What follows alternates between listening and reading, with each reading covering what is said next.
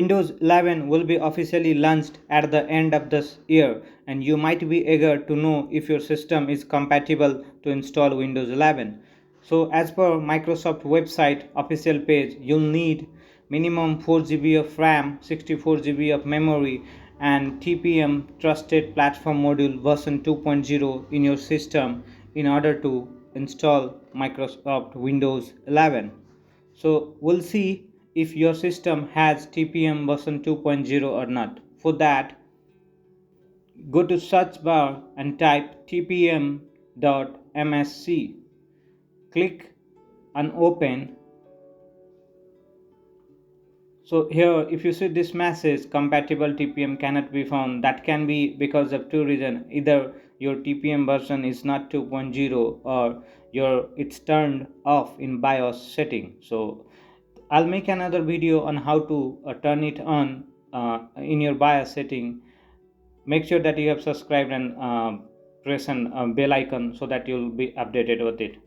So another way to check if your system is compatible or not is that Microsoft has launched an official PC window check applications.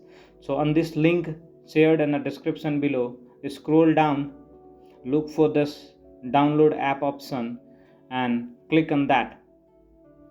Click on that download app. Once it get downloads, double click on that downloaded. Now it will start installing. Click on I accept the terms and the license agreement and click on install. It will take a while to install this application.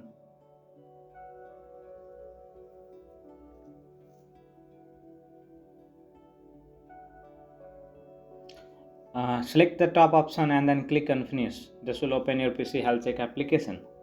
So once this is opened, on the check now this button, click on this check now button and you'll see your message, my system is not compatible, that's why it says PC cannot run Windows. Yours, that depends on your system requirement. In case if you do not have a latest system, that's okay, you'll still receive Windows 10 update till 2025,